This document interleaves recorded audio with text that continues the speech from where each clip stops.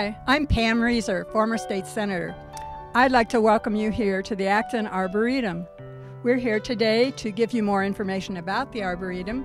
We hope that you've been here before, and we know that you will want to come here after you've heard about it. So I am going to interview a few people to talk to you about some of the things that go on here and what the Acton Arboretum is all about.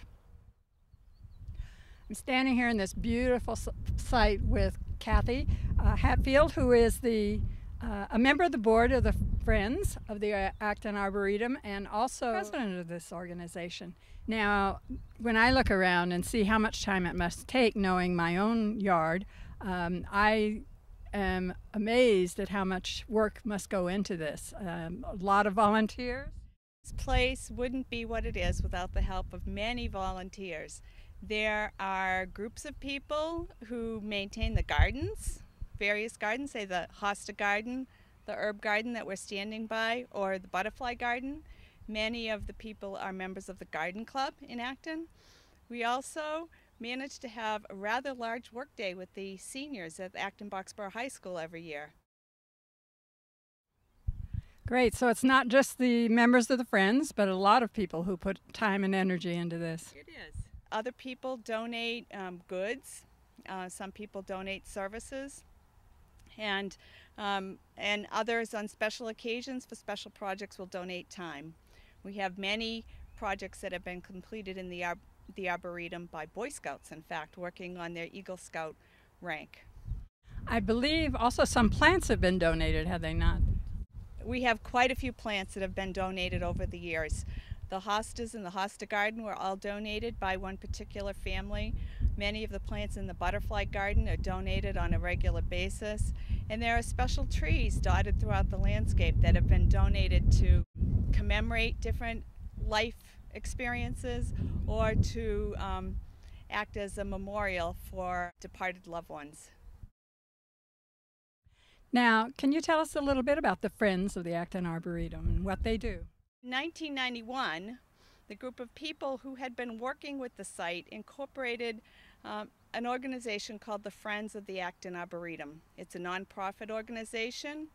It has a board of directors, and its goal is to provide goods, services, and time to benefit the Arboretum and to help do things for the Arboretum that the town's unable to do, and to educate the people about the various aspects of the Arboretum, as well as educating people on how to be conservative in their horticultural practices in their own yards. Now, we've talked a bit about all the different ways people can get involved in terms of volunteering and becoming a member of the Friends. How do they go about this? Where do they start? Well, it's very easy to help support the Acton Arboretum. There are membership brochures that are available in the kiosk right by the Taylor Road parking lot, and a membership for an individual is $15.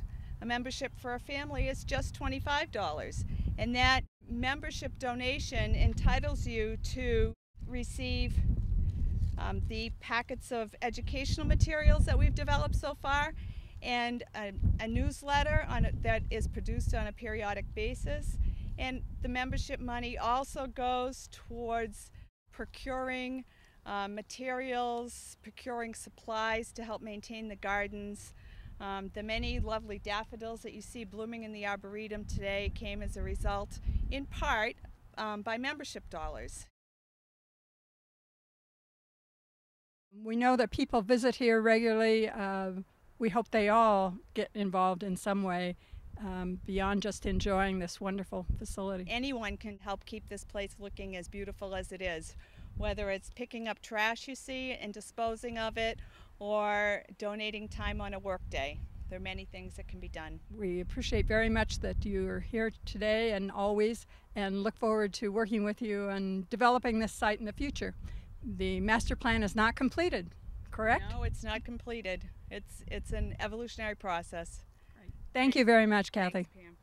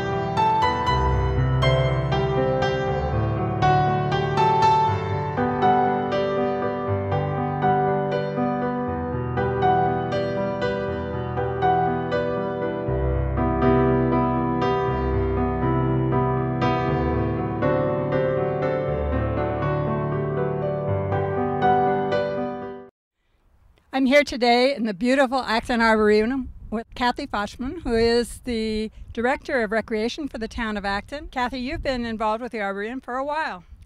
Yes, I joined the Friends of the Acton Arboretum back in 2000, and about 2006 I stepped up to be president. What are some of the things that go on here? Oh, people come here to picnic, to walk.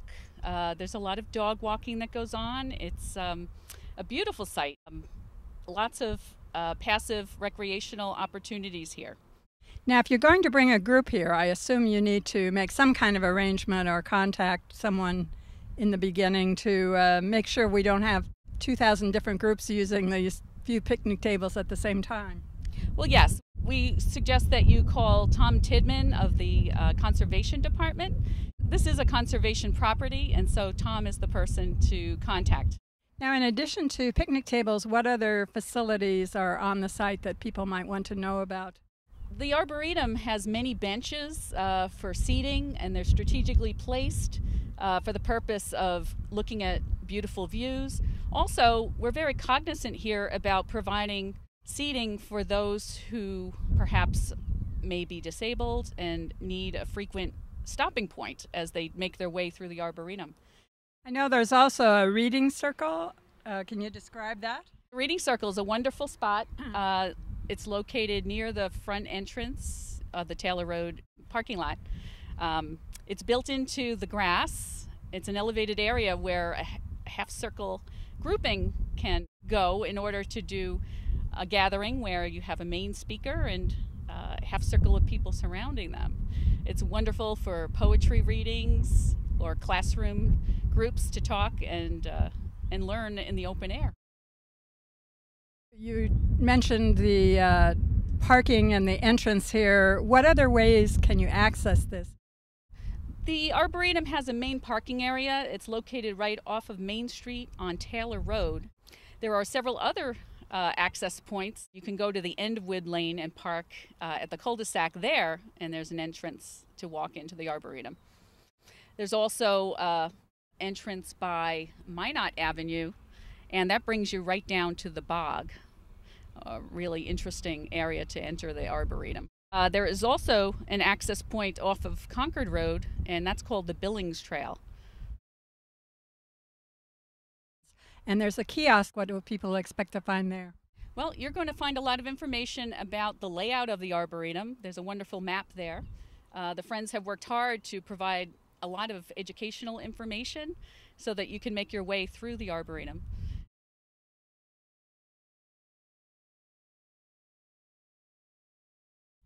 You mentioned handicap and then providing places for people to rest. What other handicap accommodations are there here at the Arboretum? For the past several years, the Friends of the Acton Arboretum have worked hard with the town to help provide handicap-accessible trails. And you'll note that in the entryway to the Arboretum that there are cobblestone-lined level trails that you can follow, stone dust trails, that provide a great stable surface for those with handicap to walk and see many of the beautiful areas of the Arboretum. One of the aspects of these trails is that we provide many locations for benches for people to stop and rest as they go along their way. There's a special garden that was developed several years ago called the Fragrance Garden. It's designed to comply with ADA guidelines.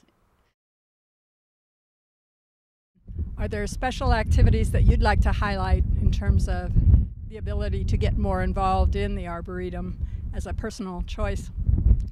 I'd encourage everyone to look into our board meetings that take place once a month at Town Hall. It's usually the third Thursday of the month. Looking at our website for information about how to contact us is something I'd encourage you to do. From time to time, we advertise events that we run here, so I would be on the lookout for that. There are some very special trees here. Can you sort of talk about some of the trees that you're familiar with that have meant a lot to you in the placement here? The most important things that have gone on here, as this being an arboretum, is collecting wonderful specimen trees that are hardy to this area in which we live and exemplify plants that anyone could grow in their own garden. Most of these trees are specially marked with labels, and they show the name of the tree, including the botanical name as well, so that you can go shopping for this tree. There are many special trees here, and it's been about 20 years since many of them were planted, and they've become mature and very beautiful. A very special aspect of our arboretum is the woodland wildflower garden. Spring ephemerals are a type of plant that have spectacular blooms that last just a short time in the spring, so you have to be there to catch them. Typically you can find these wonderful spring ephemerals blooming in the late April to early May time frame. So we encourage you to come out to see them then.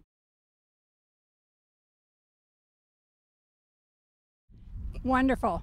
So we're ready to go on a beautiful day. Thank you, Can't Kathy. wait.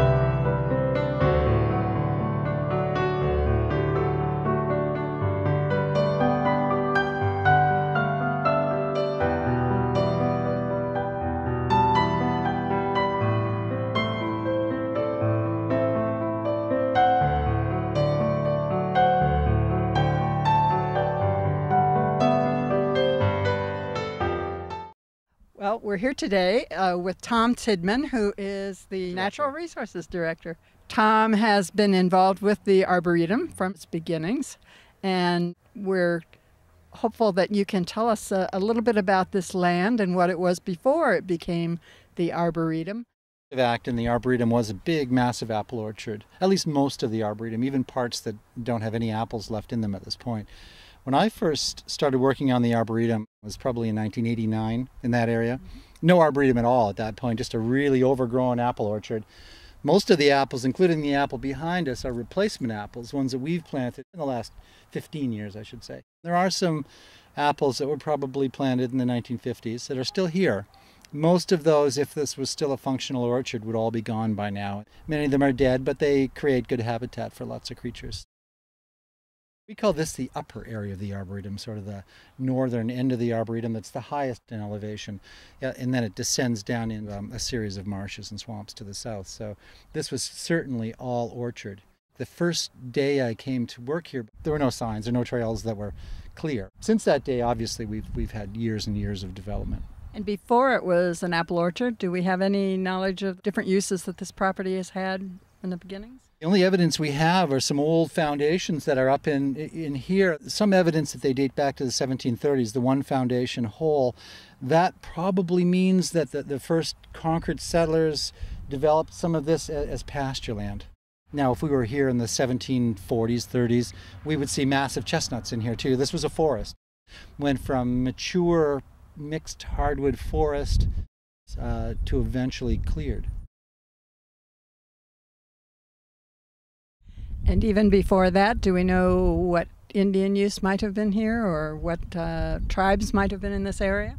The only obvious and clear evidence we find is along the major brooks. In the Arboretum itself, we've never found any evidence of Native American habitation. Brewster Conant, down on his property, he told me one time that they had a neat little box of all arrowheads and different artifacts that they found on the farm. And I suspect the same probably happened here. It's very likely that on these uplands plateaus where we all had some form of settlement in them. Are there some special geological features on this property that we should know about? This is just a classic example of New England topography, post-glacial topography. And it's actually a nice little cross-section because we have a little bit of everything here. We have post-glacial till, and as you head south through the property, there's a series of moraines leading down into an esker. And the esker is probably a gravel bottom to a river that once was flowing through the the mass of ice through the glacier. As it receded, it left this raised river bottom behind. To the east side of the esker, it's a pretty neat little bog, or peatland, a lot of people call them now. Quite deep, 16 feet of peat in it. Trail across the middle of it that we're talking about rebuilding at this point. And then all of the other post-glacial examples of moraine material in here, with lots of big glacial erratics sitting around on the surface. Even some striation on some exposed ledge way over on the east side of the property. So a little bit of everything that you'd find. Now, how does that impact the plant material and the things that are growing here naturally? Well, it depends on specifically where we're talking. If we were in the bog itself, it's just a classic New England bog. Has all the bog species you'd expect to find in quite acidic soils. Things that have a symbiotic relationship with bacteria on their roots that can fix nitrogen. So the typical bog creatures. As you rise up into the uplands and the soils are less acidic, a nice cross-section of New England species. All the way up to hardwood forest. These tilly materials up in here that are not well drained, fairly bouldery, rocky, shallow distance to bedrock. Not wonderful for farming, but wonderful for apple orchards because they do have a nice roll to them, so that they can build the apple orchards into areas where the frost wasn't affecting the crops quite as much. So good orchard material, not good for much else though in terms of farming. You've been involved in this from its beginnings. How did it begin? How did they begin to think about making an arboretum here? Brewster Conant and John Whittier, neighbors, in I believe it was 1986 at town meeting. Lots of talk at the time about putting some ball fields in here, maybe having a couple small soccer fields this far up in the property, more of a park. John Whittier and Brewster at the time thought, this is such a unique little spot. Why not develop an arboretum? John and Brewster at John's kitchen table wrote up a little speech for town meeting floor that said that it was their opinion that $10,000, and at the time $10,000 was probably a good figure, should be set aside to start an arboretum using native species and make it almost a showcase for folks to come and see what could be done in central New England and what would work on their properties as well. So that's the genesis of it. Well, thank you very much, and thank you for all the work that you've put into this. Oh, you're welcome. And thank you. we and all the work appreciate you put in over the years.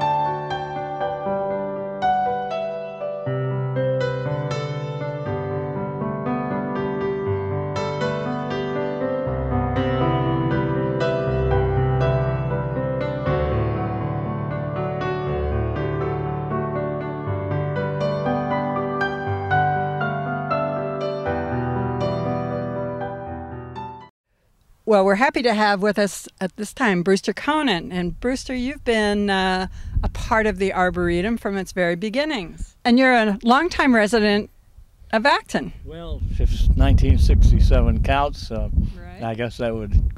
The family's lived here practically forever, back to the Indians. You probably remember this as an active orchard. I'm trying to think whether it was still active. No, I think... abandoned the at that Tuttles, of course, owned it, and I think it was just going downhill every year. There were a number of more apple trees here, and more than apple trees, we had poison ivy Yes. in abundance. That I remember. Right. Well, the Tuttles are known mostly for having been a town clerk forever, Okay. many, many years. Let's see, it was about 1986 when they first started working on the Arboretum idea. John Whittier, my neighbor, got up in town meeting that year and made the proposal that this be turned into an arboretum. There was a sum of money that had to be done with, and he said, well, let's take that and go forward with an arboretum. I remember he was interested in having nut trees planted. Yes, yeah. I'm not sure we've ever quite got her to that, but, Right, but you're right, that was part of his thought, absolutely. I mean, do you remember how people felt about it when it came before town meeting? Was it a pretty positive reaction? It was very near the top of the list. Great. The town was very much in favor of buying what they could for conservation and so forth. We'd gone through one of the cycles of building, and a lot of folks wanted to save what they could. I actually was on the Board of Selectmen at that time, and as I remember, there was also a lot of concern that we had all this land and people didn't feel always comfortable accessing it, and that this was viewed as a very positive way to make it more people-friendly. A lot of the parcels are out of the way and not well marked at that time, although we had to usually provide a granite marker thanks to the state. They required that because they often as not loan us half or more of the purchase price. Right. So, well, and I think now we have maps for almost all of them as well, but yeah. back then I think there was just a sense that we needed some lands that were a little more open for people to walk around. Yes, So. yeah, absolutely. In terms of what is planted here, some of them are donated and some are presented in memory of, and what are some of the plantings? Yes, well, we bought the daylilies, for instance, out on the in the front of the Arboretum along Taylor Road. We purchased those from a citizen here, or at least most of them, although we donated a large proportion of them. And of course, a number of things. We have a list of people who have donated in memory of whoever, for whatever reason. There's a master plan that sort of sets up the types of gardens and things. Is it specific to the types of plants? That certainly was the way we were going to, well, in general terms, have the upper arboretum here and then other parts here that grade into the esker in the lower part of the arboretum, which is a cranberry bog that was operated. So, Was it actually an operating bog? oh yeah, yeah, the Tuttles ran. Oh sure. One of the things that that I'm really so impressed with is how many people are involved, not only in the purchase and donation of plants and the volunteer days to keep things neat and tidy, but in other ways. I know that you have been involved in all of those activities, and you've served now on the Friends of the Arboretum for a while. Yeah, I don't know. It was sometime after the early 1900s, and I did a stint as doing the work days, and then eventually inherited the treasurer's job about 2000, and have been doing that ever since. I'd like to get over here more often, but I find that I have plenty to do at home too. So.